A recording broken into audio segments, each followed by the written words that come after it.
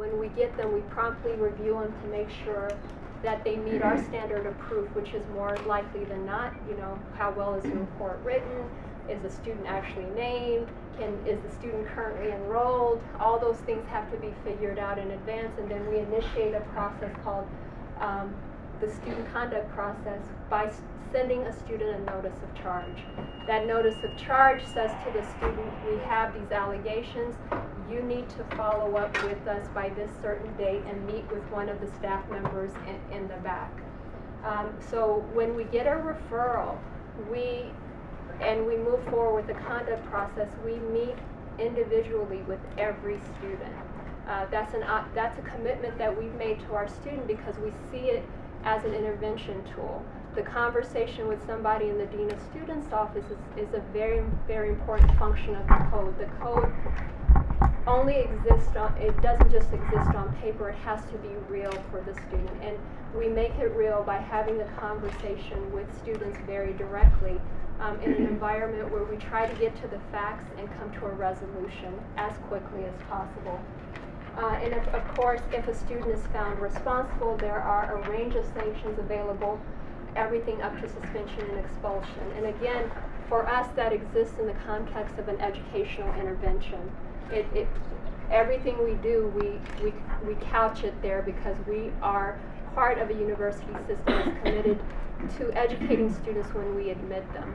And so everything we do is on this trajectory of trying to help students understand what the community expectations are. I won't go through this, but you know, we love to make charts, and that is actually our conduct flow process.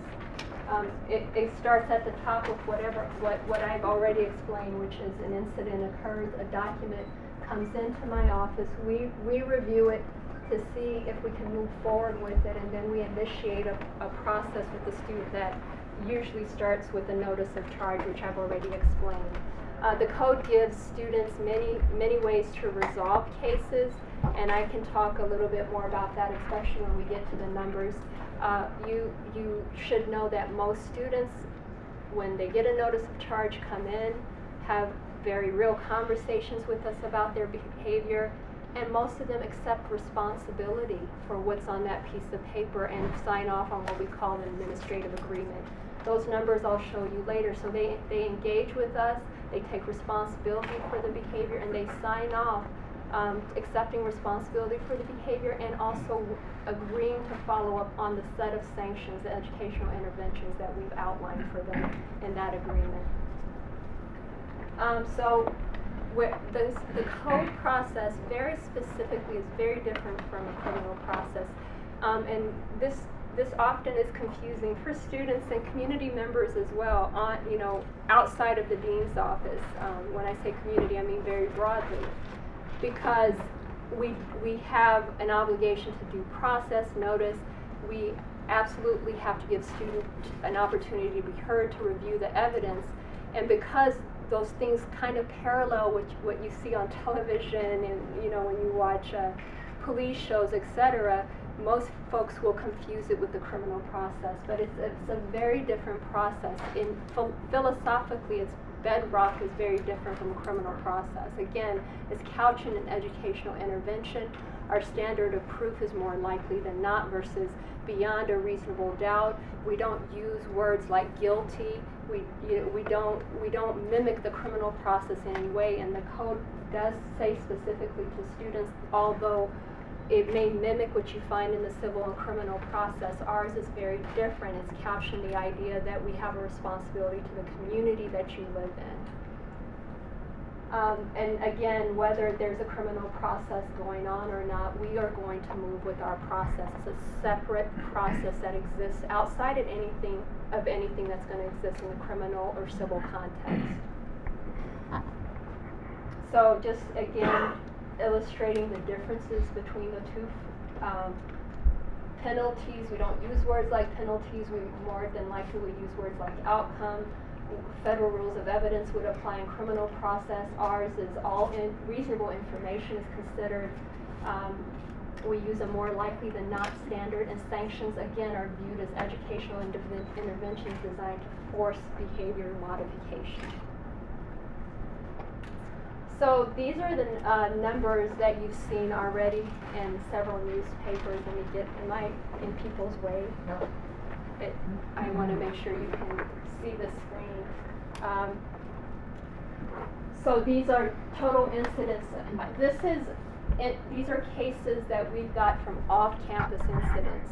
Our primary source of referrals are, and I'll talk more about this later, is a Monday meeting that we have with several stakeholders, including APD. So we will get those referrals directly from APD on a weekly basis. So the total number of incidents is 459 from the last academic year, and these are, we've also parsed it out to count the number of students cited in each of those incidents, and so that's where the 652 number comes from. So we had 459 referrals with 652 students named. And we purchased a new software about a year ago, and we have the capacity more and more now to disaggregate the data so we can understand it and we can fashion educational interventions that are in line with what the data is telling us. One of the things that we can do very quickly is look at who's in that population, male, female, and where they lived at the time of the incident. So 261 of them were on-campus residents, and 391 are off-campus students. So that means they have addresses that are not owned by the University of Massachusetts Amherst. And then just going down, 79% of students cited were first-time offenders. So I hate to use the word offenders, but these are students who are coming into my process for the first time. Time to adjudication, 69% of our cases are heard in less than a month. 85% are completed in less than 2 months. What happens to the rest of those? Like I mentioned before, 65% of cases were resolved in an administrative agreement. So if a student is not agreeing to the facts in front of them and signing off, then we go into a formal hearing, a hearing board. So that's that 85% accounts. The remainder will generally be going through some kind of formal hearing process. 73% of students charged with the code violations are found responsible, and we try to break down the sanctions for you, including suspensions and expulsions. So 18 were suspended last year and 5 were expelled. And this is more information on the other kinds of sanctions that we're issuing. Again, and I don't know if I mentioned this already, sanctions do not exist alone. We would never just do a probation. We would never just do a deferred suspension. We would never just do a suspension. We would always pair them, couple them with other sanctions that are intended to help the student reflect on the behavior, get the kind of assistance, support they need, including basics, which is our alcohol education program, which you see here and there, and you see the drop-off between basics 1, 2, and 3 because you would have to have completed basics 1 to go to 2. You have to complete 2 to go to 3, so it's a reflection on the recidivism number. It's very low.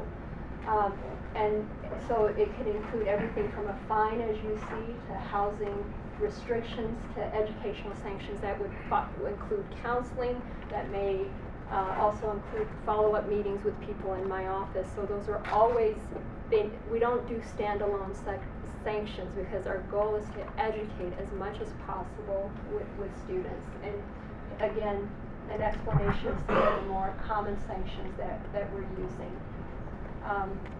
Basics, as you know, is our premier alcohol education program. It's actually it's received national awards in its effectiveness, and it had a significant impact on the drinking culture on this campus. And as you can see, students do pay, in addition to what they would receive in the town, in terms of fines, they would pay an additional $100 to go through the basics process on campus. And some more sanctions, and let me just explain the difference between suspension and expulsion. It's pretty clear, but I get these questions a lot. Suspension is usually 2 semesters, 1 full year away from the campus with some kind of structured intervention and mandatory requirements to come back into the community. Expulsion is a permanent removal from the UMass Amherst campus. So we've tried to approach this comprehensively. We've said a couple of times, and I have said a couple of times, the code is not the answer to everything. So we've tried in the past year, 2 years, to build out a set of programs to do as much prevention education with our students as we can. So I'll go through each of these very quickly, and you can see them there. A few of these have gotten a lot of coverage already, so you know about them. But why don't we start with the first slide, which is student education. So new student orientation with an anchor program that's specifically designed to address conduct. Email messages from our Vice Chancellor, creation of off-campus student center, which is housed in my office and facilitated by one of the associate deans here. Distribution of materials to off-campus students through the off-campus student center, especially about what the expectations are for behavior off-campus, and then ongoing education in the residence hall. So a continuum of educational intervention for our students in general.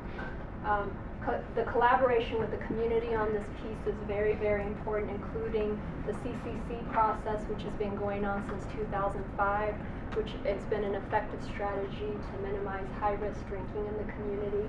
And the one other thing I really want to highlight is the on-call meetings that we have Monday, where we meet with fire department, we meet with town police, we meet with on-campus police to talk about what's happened in town, get direct referrals about our students in particular, and then work from there to initiate the conduct process.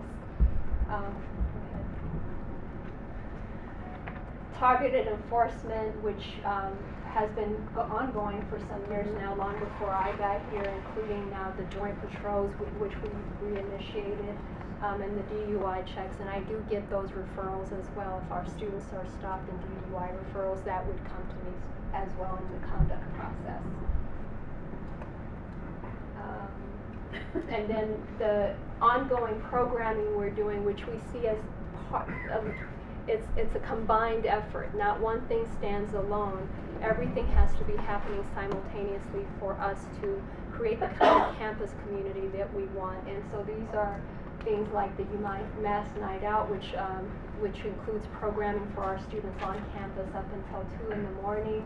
Bands in the student union every Friday night, community service opportunities, which you've read about in some of the local papers, increased programming on campus, including a more robust homecoming and events like Earth Day.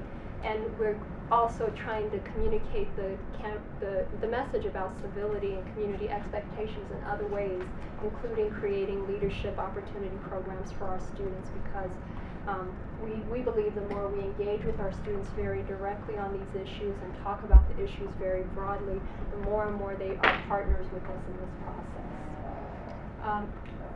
And these are some of the things that Lisa probably can talk more specifically about, but all of the ways that we collaborate with off-campus stakeholders, including Select Board Coffee Hour, which is coming up, the off-campus student life coordinators that we've hired to really focus on off-campus student populations and programming for our off-campus students, and other opportunities that we're constantly thinking about, that we're constantly working on, and that we're committed to developing, because we see it as part of the comprehensive approach to work on community standards, ideas of civility, student leadership, all the things that we're trying to get to as a community. I'm losing my voice, so I'll stop there, and I will take questions from the audience, the community.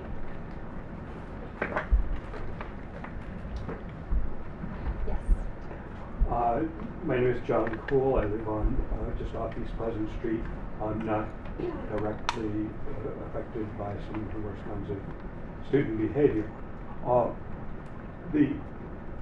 The process that you outline makes sense. The data that you give us makes sense. But Thank you. have you, or has anybody else in this room who's not so fortunate as to live there, seen hordes of young people returning to the dormitories between 1 and 2 and 3 in the morning of Fridays and Saturdays, and committing unspeakable acts of unneighborliness, shall we say? And where does that fit? I realize they are outliers at that time. But there's a hell of a lot of them, and they're lying awfully far out. Can you speak to that? What behaviors are you talking about very specifically? Noise? I'm talking about people moving in crowds, talking about people moving in crowds, shouting, yelling, spilling into the street, spilling also onto people's lawns, urinating and defecating and vomiting on people's lawns. And I'm also most concerned about some outlying behavior, and that is no student code of conduct says hit a public safety officer, you go to jail. By God, it should, because that's an educational moment, and let's get educated. That's right, and we agree with you there. Our code does specifically address physical assault, and when students are found responsible for a physical assault, they are usually suspended or expelled from this university. That's what those numbers reflect. We agree with you on that point. We can't tolerate it. We put it through the process, and we take it very, very seriously. The other issues I do know well. I live on Fearing Street.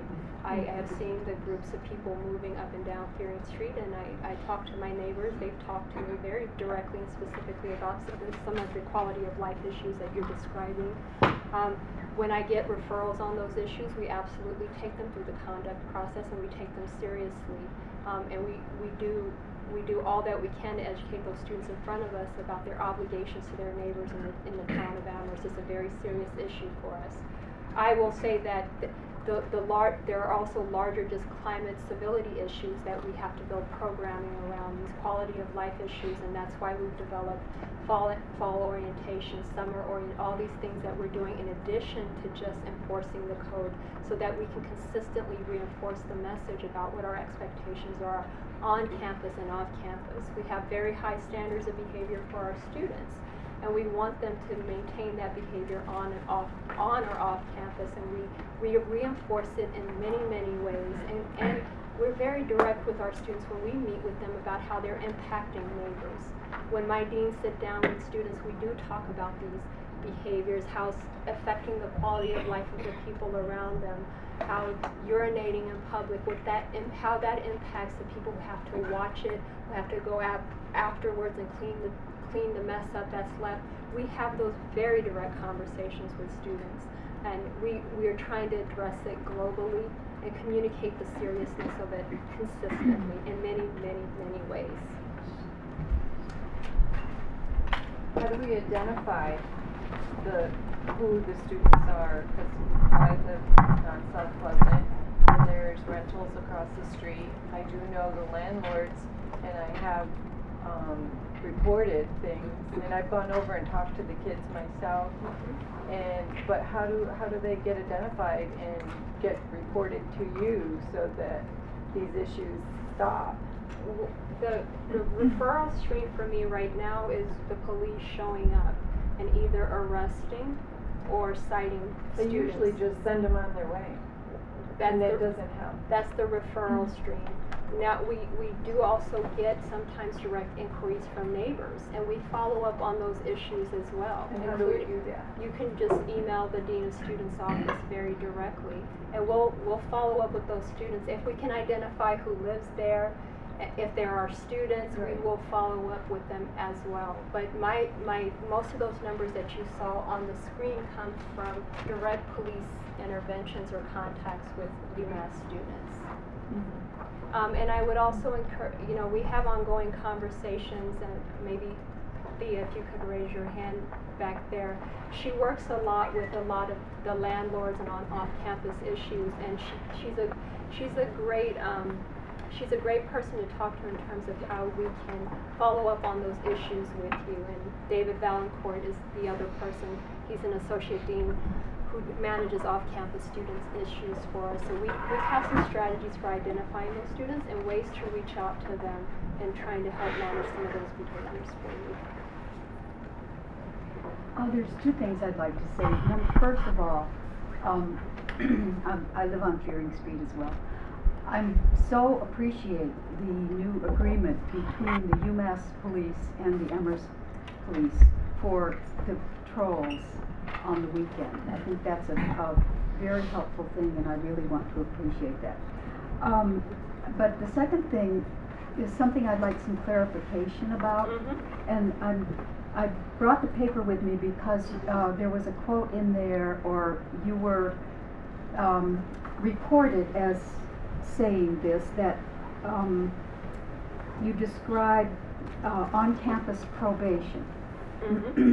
It says it makes note of the student's infraction, and if the individual lives on campus, indicates that the behavior could jeopardize that right. Is that My question is, does that mean that after a certain number of infractions, that a student is no longer allowed to live on campus?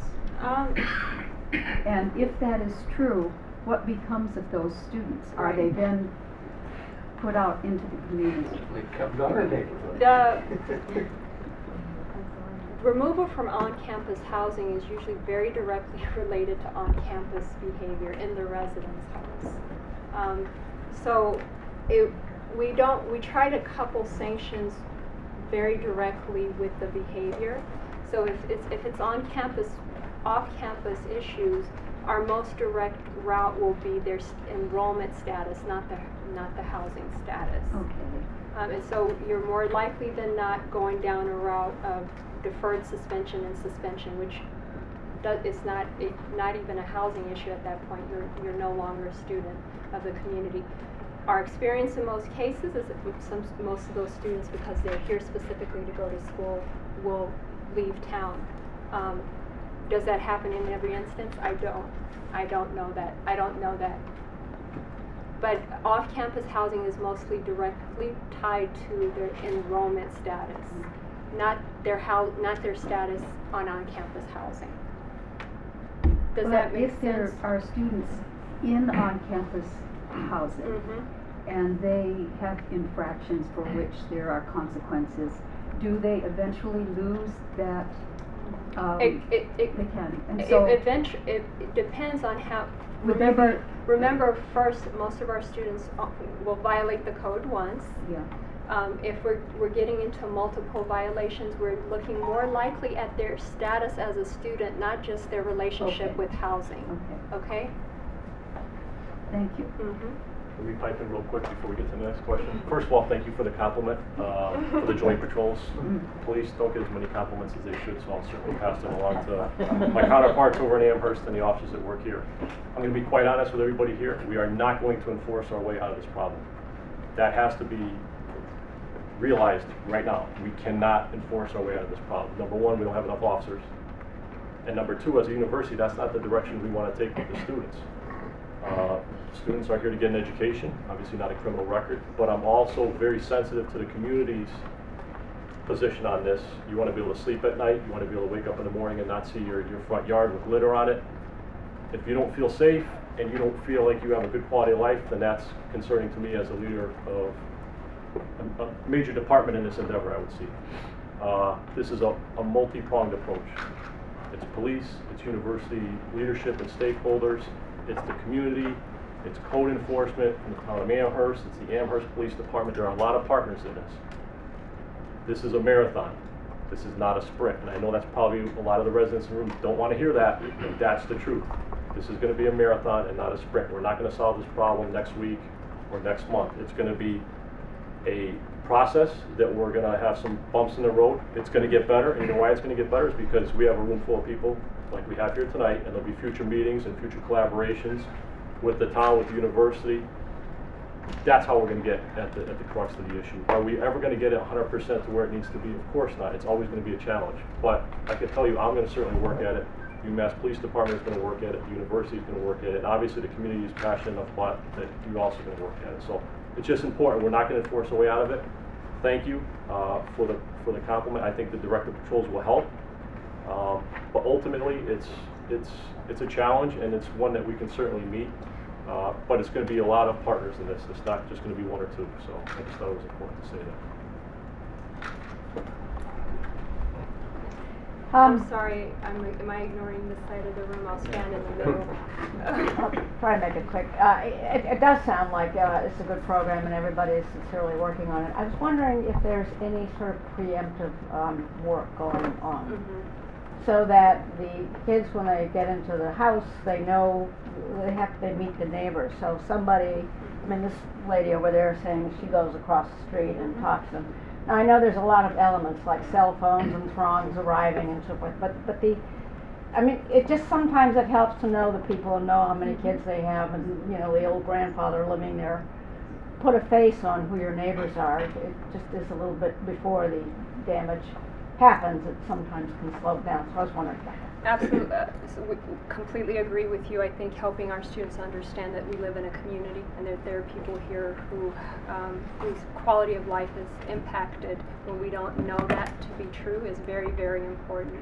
And that's the work that we're doing very specifically in the off-campus student center. So I'll turn it to Associate Dean. So we have a new initiative that we've done this year. We did mailings to all off-campus students. We had guides about, we used a clever title about being responsible if you decide to entertain, but a lot of things about contacting your neighbors were inserted in that information.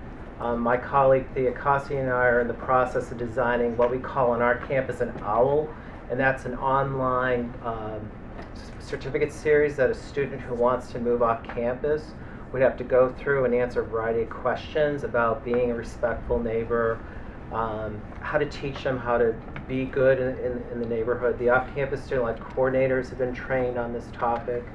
They're actually starting a new series where they're going into the residence halls to talk about being good citizens in the town. So we're working really hard to, once we've learned and understood the issues, to do a variety of the educational pieces that people have talked about. And I think that our next group to get commitment from will be our landlord partners.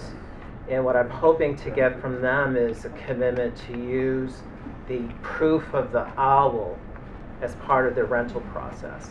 But I think, you know, good cheering from the town would help us to convince our landlords that that's a good move to do.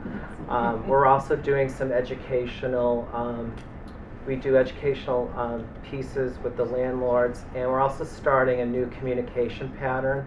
If we receive information about a particular rental unit and we can find the landlord, we're going to send the landlord a letter too about the conduct of the students in that house. And so that's a communication pattern that Thea and I are committing to, that we're always talking at the students, but I think a holistic approach is much better. And they will listen to two important people, mom and dad, and their landlord. And so we're trying to figure about how ways that we can promote from that side. Because if you want to change that behavior, there has to be a number of forces around them to move that. And so we are making that commitment to move. We just finished our I'm in my first year in my position, and we're in our second month of having off-campus student life coordinators. And we're seeing more recognition from off-campus students about their connection to the university and their responsibility, but we need more time and effort and joint work to move that forward. Let me just note a correction when I said most of our students who violate once. So just to clarify, students who violate the code only violate once. And just following up on David Valancourt's comment, when we talk about stakeholders, I don't want to forget the students, the UMass students who also care very deeply about this issue. And I have said in conversations with a lot of partners on and off campus that I get calls on Monday morning and email messages from students who are as offended, as upset, deeply invested in how they're being projected in the community, and they are great partners to us in this work as well. So I don't want that voice to be lost, that there are thousands of UMass students who care very deeply about this issue and are out there doing the peer education on their own, including working very directly. I know many of you have students that you live with that were pleasant, that were great to have in the community, and I don't want to forget that voice as well. What, you know, in the end, we're talking, on my screen I showed 652 individual students. There are thousands others who care very deeply about this issue and are partnering with us in many ways in the Off-Campus Student Center, and the way they interact with neighbors, and upholding the code, and engaging civilly with the town of Amherst, and I don't want that voice to be forgotten in this as well. I also just want to add now 1.2 just very quickly that if people have suggestions, we've tried to do some things like last year we had a neighborhood cookout.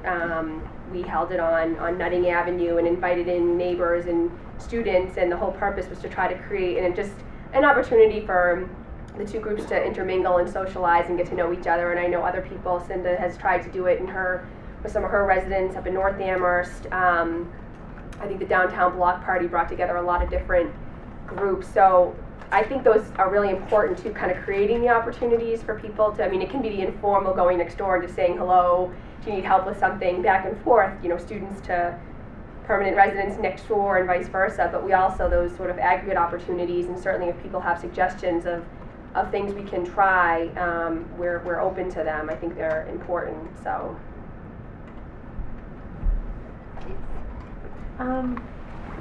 it's very tricky, it's very complicated, and it's really helpful hearing what happens to the students who are arrested or cited in some way.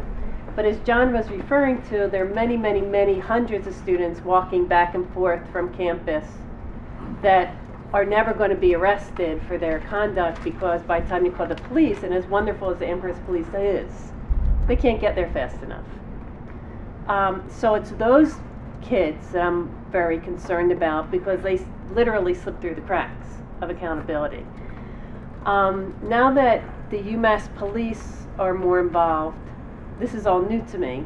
I wonder if more money, UMass could put up more money to have more officers or assistants in those major pathways, whether it's on Fearing, on Kellogg. There are probably so many roads that I'm not aware of that need that extra visual contact, so it doesn't take 10, 5, 15 minutes and the people are gone.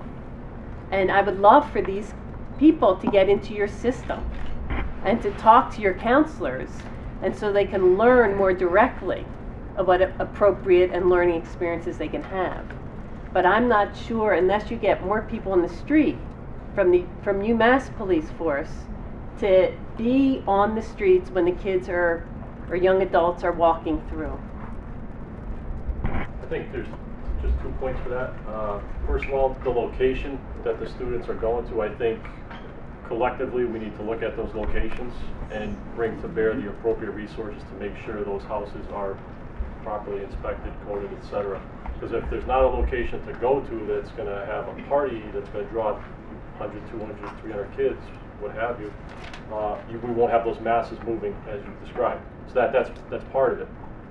If those houses do exist, yes, absolutely, more officers would certainly be helpful in those areas to manage them, ensure that they're number one, walking safely if they're in the street, if there is not a sidewalk there. For me, that's one of my concerns, is making sure that when our students are going off campus, they're being safe.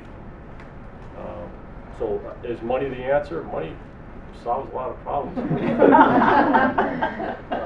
There are conversations within the university regarding some funding for the police department. We've had discussions, so it's something we're looking. Thank you for bringing it to the forefront in front of the larger group. I think it'll help. I don't think that will certainly solve it, but it definitely would not hurt.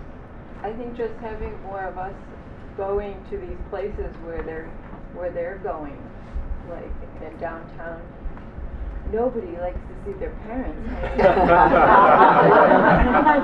I think that we should all we need to take a nap. We get out at 10 o'clock, and we just sort of hang out with them, and I bet you that will just cool them. I want to talk to you after the meeting. I got a lot of ideas. You know, one of the things that some of the neighbors have done is to hire private security, and I think that has been extremely helpful both to the Amherst Police and now with the joint patrols with the campus police as well. We've been urging as something that could change in the future that those landlords who find that things are getting out of hand in their houses, either because there are too many people living there or because they have bars down in the basement and they want to try to clean that up, that encouraging the landlords to hire security would be a very positive step to clearing things out. See what's going on. And They so, don't have to hire. so you know, I think that the two prongs that we've talked about, which are absolutely critical, are the collaboration of the university and the town on the landlords and on the process of moving off campus. So that if one knows that there are certain places that are kind of good housekeeping seal of approval places, Yes. it would be good to make that very public so the parents would be part of the process of selecting, and that could really help then the town as well as the campus to work with the enforcement issues for those very few that are problematic. And that's part of the AL process, is the intention is to do that, and to help students transition off campus with good information about what would be the appropriate fit for them, but also have a loop back into our conduct process and that the system of accountability exists on and off campus. Can I just go over here? Yeah, the gentleman's first. I'm Peter Vickery. I live on Cherry Lane. I'm a UMASS alum, taught at adjunct at the university. Big fan. I have a nephew who's there right now, and our best babysitters were all from UMASS. So, with that caveat, I've got two questions. The first one is about the 21% who are not first-time offenders. You're frequent flyers. Who's looking at them? Who's looking at that data? Because they didn't spontaneously, they weren't born on campus, they were born and raised somewhere else. It's where they learned to behave. Who's looking at where they're from, kind of the hooligan farm team, if you like, because they came from somewhere. Who's really on campus, which is a great place to find people who can analyze data. Who on campus is really looking at that 21% to find out what the story is with them? So I think that's part of the answer. I don't know what the answer is, but part of it is by looking at the people who are not getting the message first time round. If they've got the audacity to offend the second time, and 21% is a heck of a recidivism rate when they're only here for a few years. It's big. So the first question is, who, if anybody's looking at that, and what have they found so far?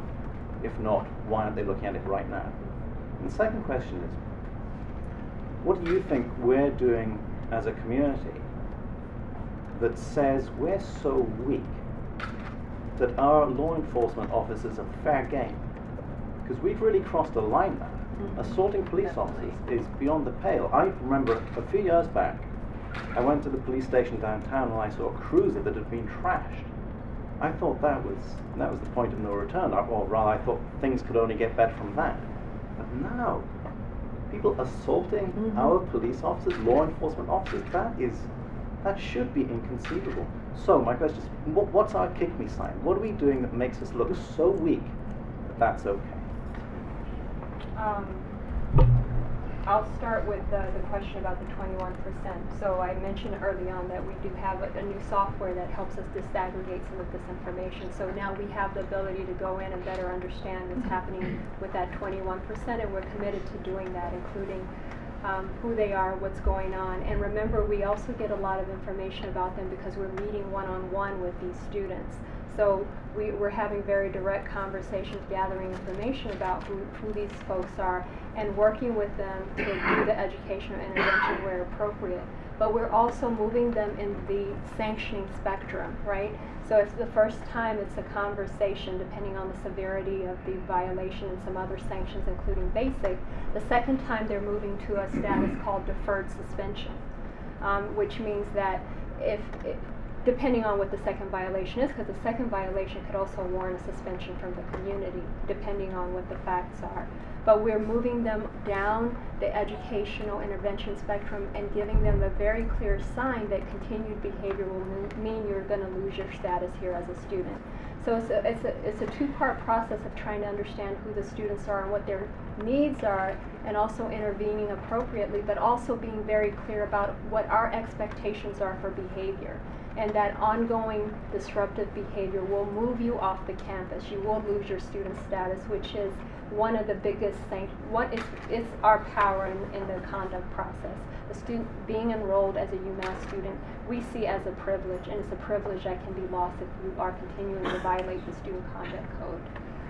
And your question about what the community, I don't tend to be in a position where I justify bad behavior by saying we've allowed it in any way. Bad behavior is bad behavior.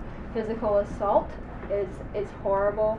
We wouldn't condone it on police officers or anybody else in the community, and we treat it seriously. So I haven't gone down the path of trying to justify the behavior. We just deal with it decisively when we run across it, and we move swiftly to use the conduct process to send a very clear message about what our expectations are. Just to be clear, my question is about us. What are we doing outside the university with a community that sends this message? How do we look so weak that they think it's okay to attack us?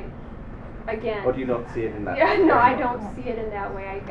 It's very concerning behavior for me that I use the code to address very specifically. I'm going to address what Peter Vickery said. You turn on the TV, you see mobs attacking police everywhere. I think it's part of the bigger global picture rather than something we locally are doing. It's just become something you see all the time on TV. It doesn't make it right. It's a wrong pattern. But unfortunately, our society is not dealing with it at large. Can I speak real quick from somebody in uniform? My Deputy Chief of Police, Pat Archibald, is here as well, so I speak on his behalf as well. Nobody in the room is going to condone officers being assaulted more than us. That's the worst. We want our men and women going home the same way they came in. I can tell you right now, our dean, who is a staunch advocate for all the students, that's her position. She advocates for our students to be successful here. When an officer's been assaulted, she has been very quick to dismiss that student from the university. Same thing with student-on-student assaults. She has almost a zero tolerance for that. So I'm very thankful for that because I have that support from the dean's office. So as community members, I certainly respect and thank you for having that concern for our department. It is a problem. I'm not going to condone it, but as the university as a whole, it's not being condoned either. So that helps. What's the role of the parents of these 600 students? You're talking about partners. Are they partners in this? Yes. So we do have a very active and ongoing parent-family programs, and we have a director that communicates with our families very specifically about these issues. For example, when our Vice Chancellor sends out a communication about community expectations off campus, that same communication is going to go out to families and parents. So we're trying to partner with them very directly about setting expectation and guidelines for behavior on and off campus. The other piece is that we do communicate with families very directly around alcohol violations. If a student is found responsible in our process for violating our alcohol policy on or off campus, we are sending a letter home to the families as well, saying your student was involved in this. You need to have a very direct conversation about what's happening with them and talk to them about some of the follow-up that we're doing with them as a university.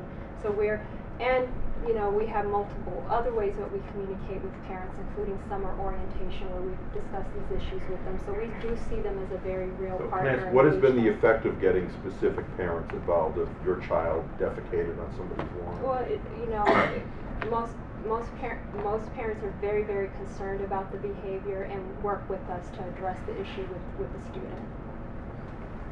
So we do engage them, and they can be good partners when we get them informed in the process. So 5 have garnered an expulsion. Can you give us a hint as to what that, I assume it wasn't all for assaulting a police officer. I assume at least one of them was for the dumpster fire on Hobart Lane, because state and federal authorities take arson pretty seriously, and he was bagged red-handed, so I assume he's one of them.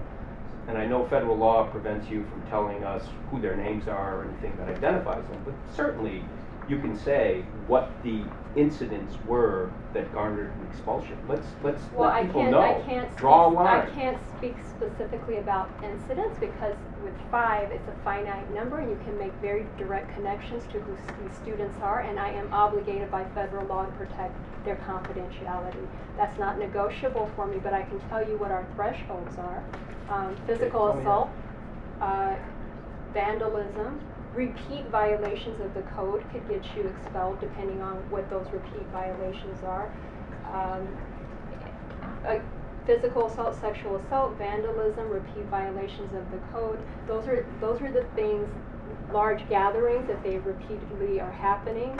Selling alcohol to underage students, those are things that you're looking at removal from the community for, because those are serious from our perspective.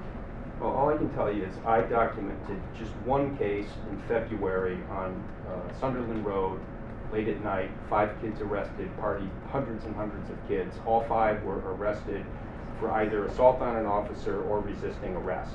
And of those 5, I ran them through this morning, your people finder, and 3 of the 5 are still there. So, and again, I'm with Mr. Cool. Assault on an officer or resisting arrest, automatic, you're out of here.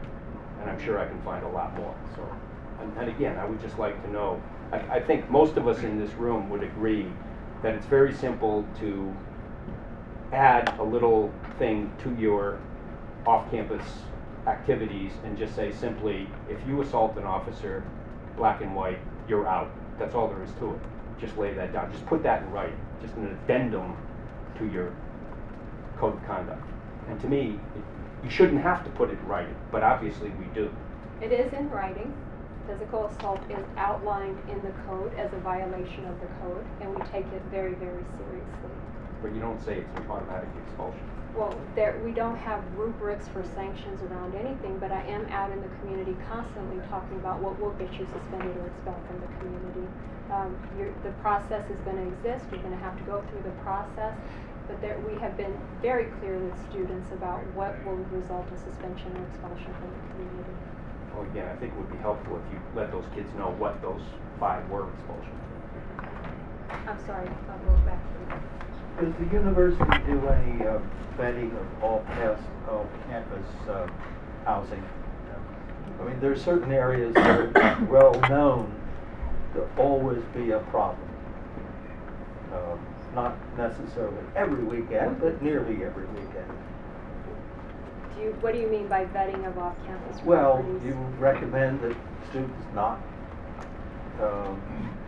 go to those area neighborhoods? We have a listing service and we have some minimum requirements for being able to list there. We're starting this OWL program that helps students make that transition off campus, but we're not actively in the community inspecting properties and making recommendations to students about what properties to live in. So you're perfectly happy to have them in unsafe No, housing? absolutely not. But you won't inspect? We rely on the town of Amherst. I don't think that would be our role. I would ask John what the process is for the town to inspect properties. The town process presently is driven on a complaint basis, and last night we had staff from building, health, fire, police reporting to the select board on activity that has really ramped up in a complaint response and mode this year. We've also announced the creation of a work group. I'm very pleased to have university, neighborhood, landlord, law enforcement, and staff representation on that. We'll be looking at dramatically improving the number and the frequency of our inspection program for off-campus. We have a growing number of workable examples from college communities all over the country. We're going to be translating that into a formal proposal in time for the Springtown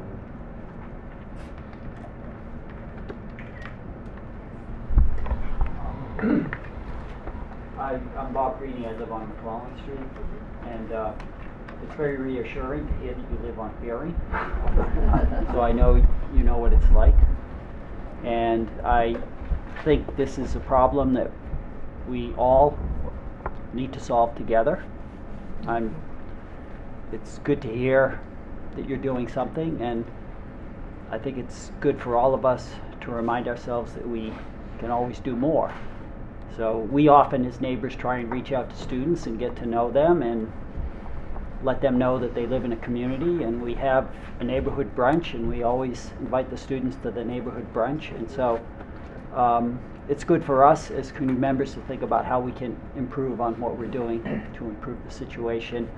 And it's reassuring for us to know that UMass is doing all these things, especially the initiative with the landlords. And we have around UMass what someone has called a family-friendly perimeter. And we like that. And we think it's good for the families and good for the students. And most of us are happy to have students living in our neighborhoods. But we think that there's a number somewhere around 30% that it shouldn't go beyond, otherwise the quality of the neighborhood starts to deteriorate. That's probably a problem that the neighborhood and the town needs to solve. But I think it's important, it's obviously important that the neighbors and UMass and the parents, that landlords are included in this. And I think the town and the neighbors and UMass need to really aggressively think about how we get the landlords to do their part in this process. And I'm not singling them out, we all need to do it, but they're a very critical and important part of the solution.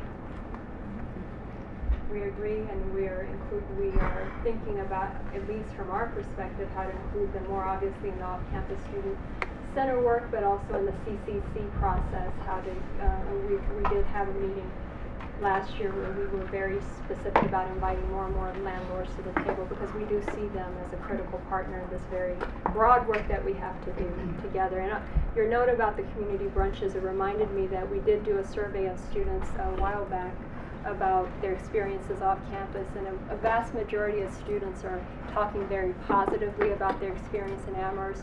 Vast majority of them appreciate when they move off campus their neighbors in the neighborhood and feel treated well and included in the communities that you're building. And I know one of the ways that communities are doing that are block parties and brunches and one-on-one conversations, and those are so helpful in the way the students are perceiving their experience, and also stepping up in terms of doing the peer education with other students when they see students behaving in ways that is inappropriate for who we stand for as a community. So thank you for the brunch, which I have attended, by the way. On that listserv, yes.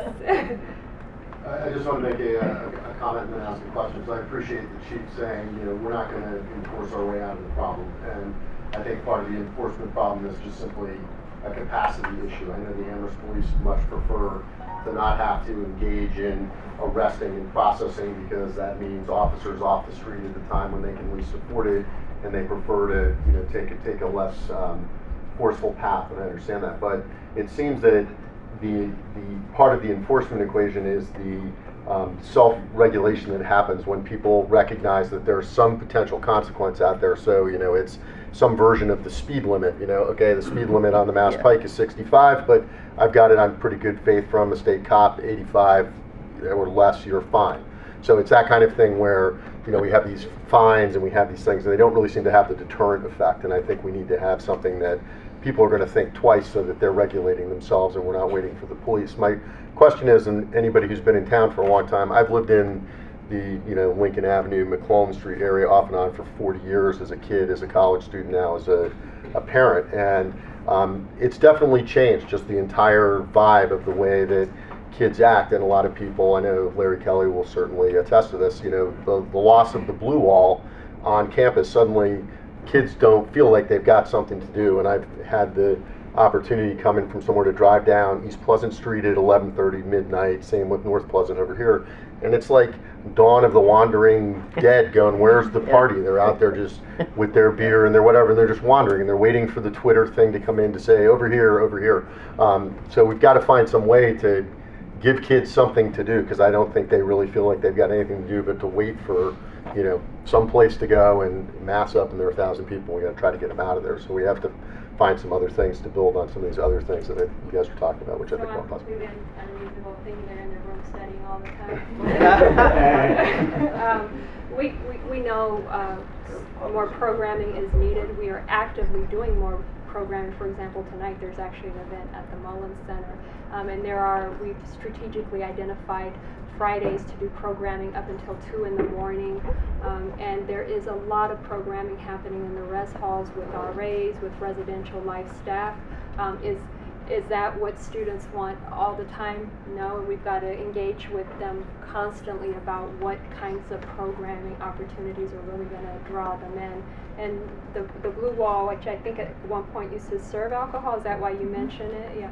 There is still a pub on campus that serves alcohol to anybody over 21, and so we see our students in the ranges of groups that they're in. We have a lot of students that are over 21 or drinking responsibly, and we're trying at every level to engage them positively. And it's ongoing work, and it's trying to figure out what a 19-year-old wants to do on a Thursday night or Friday night. It's just constant conversation with students, and we're partnering with students to create those opportunities all the time.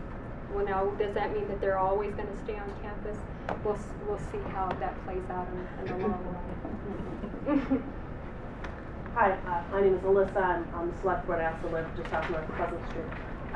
Understanding, of course, this is a multi-pronged approach. I want to reflect way back to your PowerPoint. One of the things I've just been a little confused by is we know that you have this huge range of sanctions. Yeah. Very rather creative list of sanctions, so it's very educationally driven rather than spend a night in the box. It's more creative than that. And I'm hearing that you mostly receive your referrals from the police department. So how is it possible that 27% of the kids who are referred aren't getting any sanction at all?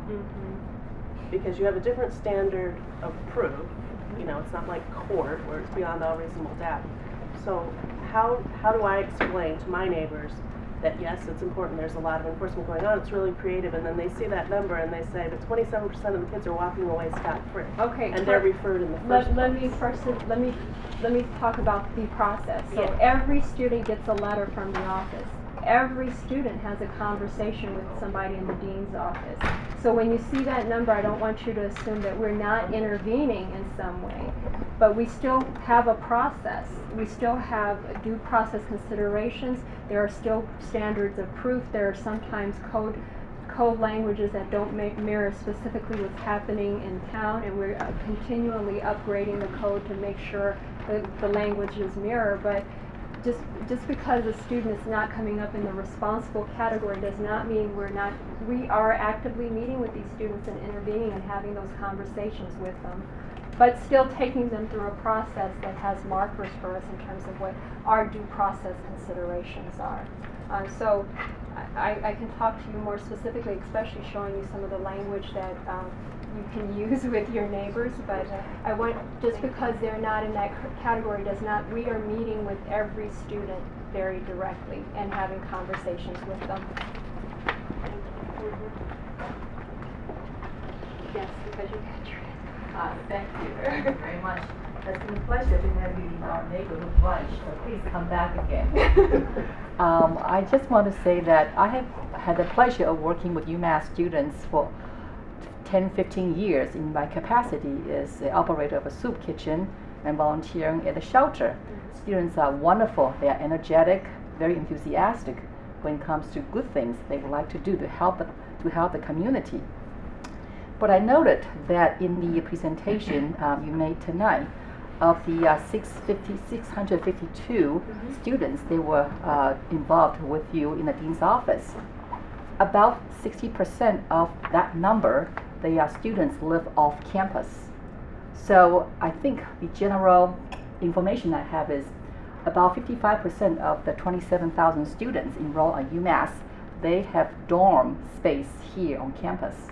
So what I'm trying to drive at is that 55% of students who live on campus, and yet only 40% of them they have to encounter with the dean's office. So it seems to me that the students who live on campus they are much more less likely to create problems for the community at large. So for that particular reason, you know, I like to encourage more students to live on campus to decrease the likelihood of coming in, you know, new problems with the community. But on the other hand, I understand UMass kept saying, and we heard it, but I still feel it's not enough. At the previous meeting here back in March, when the university unveiled its master plan to talk about, you know, the student housing on campus and how UMass is trying to vamp up the housing.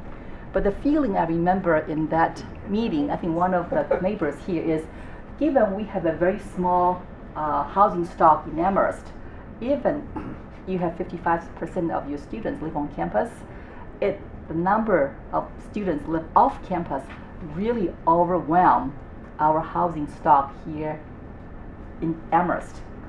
So as wonderful as the record is for the on-campus housing provision to students, as a citizen who is really concerned about the unaffordability of housing off campus, simply because we have so much demand.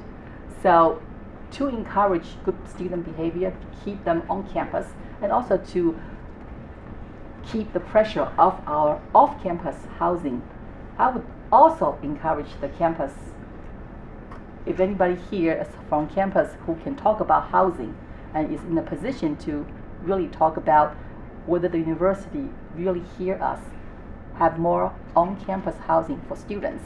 And I must say, I was not particularly satisfied with the conversation that we had 2 weeks ago at the Amherst Chamber of Commerce, when the Chancellor came and spoke about the 1,500 beds will be created to accommodate the 3,000 student increase from now until 2020. Even though it's wonderful, 50% of the student increase will be placed on campus. But the question of 1,500 students additional will have no campus housing, rather will be spilled out onto the community. And that's a big number that for the community at large to absorb. So as good as 50% or more is living on campus, I must say that it's just not enough. So we would like to see you have a higher goal from 55%, maybe to give us to 60% to 65%, because it's better for the students in terms of their education, live on campus to interact with professors, with students, to have access to the campus facility and resources. It's really a win-win situation to have more students to live on campus. So I don't know who I can sell this idea to on campus among your campus officials, but this is going to be a broken record. I'm going to continue to say it. Who is that person? Should I speak to? That guy right there. Oh yes, would you please speak to it? I know you. I know you. We go back. Yes. I would just like to build on Toyling's idea. I'm sure that there are builders in this community that would love some sort of private public partnership with UMass to build housing for students, and it wouldn't take a bond for UMass to build it, and UMass could have more control over that housing that they don't have in the private housing now. And I hope that could be explored. I did have one other question though. Do you want him to? I'll just add very specifically, because it's I've been here for 2.5 years, and I would agree that we need to take a look at our overall housing strategy as it relates to the enrollment at the university. That just makes sense. The 1,500 beds that we're adding, I would say, is a first step in that. I don't know what the end step will be, but I'm not sure we're home yet. When we're going to get there remains to be seen. It's very expensive for us to build housing, and that's not an excuse, but it is an explanation. That's why I'm saying the private partnership. Well, and that's a great point, because right now, the only way we can build a residence hall is to pay for it through the rents that students pay. Okay, that's the only source of revenue that we have. So this is a very much a direct service for dollar consideration. When I realized what was going on here, I asked, because I'm very aware of what goes on around the country as it relates to housing issues. And public-private partnerships are a very viable vehicle in many communities to add quality housing that the universities would actually define the specifications for, oftentimes actually provides the staffing for. It provides, in essence, if I can just break it down this bluntly, is it provides an off-balance sheet asset that doesn't work against the university's debt capacity. Okay? We here in Massachusetts, as public institutions, are specifically prevented from doing that by state law. That's right. Specifically prevented from doing that by state law. So as soon as, and we've had the question internally, we are trying to examine what is possible. But until the law changes, as much as if we had, what, 100 people in this room, all agree that this was the answer, we couldn't do a thing about it. I know developers who would be in our doorstep tomorrow to do this. You know, there's even land that we might be able to allocate for it. But right now, we are specifically enjoined from doing so.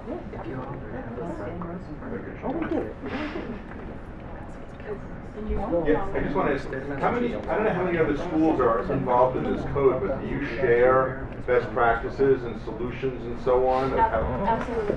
So there is a code on almost every college campus in America, and oftentimes on even two-year colleges will have a code, and there will be a version of me on most college campuses. It could be director of conduct, director of judicial, or dean of students, and we do belong. We are actually, most of my staff is trained in higher education and how to work directly with college-age students. We do belong to these national organizations, and we participate in listservs and go and actually present.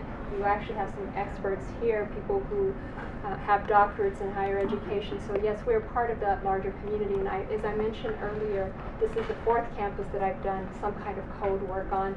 And code language is consistent on most campuses because it's been tried in the courts. It's what you have to provide in terms of due process. And there's always national conversation about best strategies, especially in terms of educational interventions and sanctions.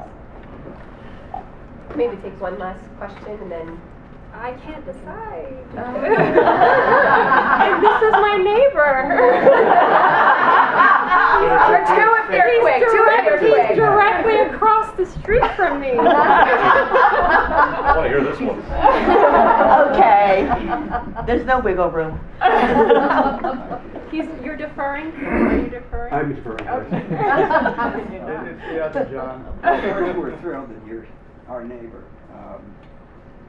And just an overall observation, I think you're really trying hard, and I think the university is trying hard.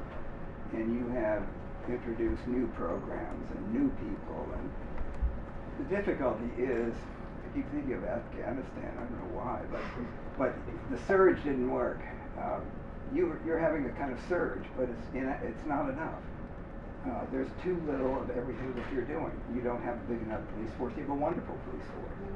I'm extremely impressed with your chief and your people. We have a wonderful police force, but we don't have enough. You don't have enough programs. So there's a problem at the end of the day, at the end of the year. You look back and the problems are getting worse rather than better.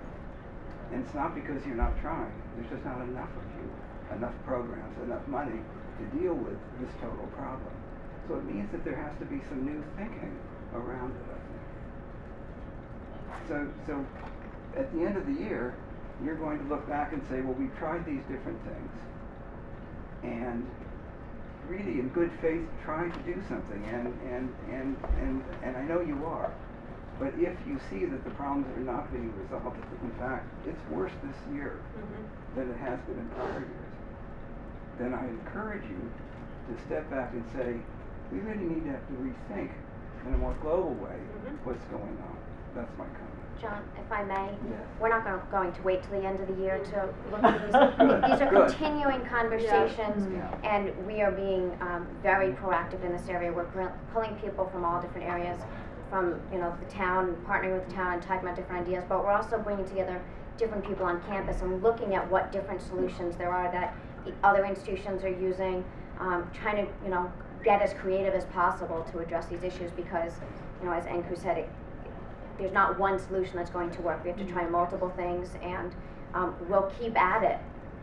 It'll be a long process. It's a marathon, as our chief said, but we're going to keep running it. And there are things that we have to hold a course on. our standards for behavior, our enforcement protocols, some of the staples of our programming, we're just going to have to be committed to for the long run. You know, we have to hold the course. And with that, we also have to bring in new ideas, new concepts. And, you know, we're heartened by universities who are some better resourced than us that have been, you know, for 30, 40 years combining different sets of program to try to address these issues. We do have models out there that we can look at creative programming. And one more time, let me say that our students are also at the forefront of this, and some of the more creative programs, some of the more direct outreach, some of the most effective outreach will come from the students, and the students being involved with us in this, because where we have that wall in communication, they understand it fundamentally, and they can work with us to really bring that voice and that new perspective, which we need, I think, moving in the long term. So first I'd like to thank Dean Delay for being here and today's presence. And many others, and also thank all of you for taking the time out of your schedule on a Tuesday night to be here and learn more and be engaged in this issue. And as Nancy said, this is an ongoing dialogue. We welcome your, I know there'll be opportunities for us to meet in different meetings and other opportunities for conversation. We're certainly open to your suggestions. You can always contact me, and I'd be happy to listen, to understand your suggestions, work with colleagues at the university as well. So thank you for being here, and we look forward to working with you as we continue to tackle this issue.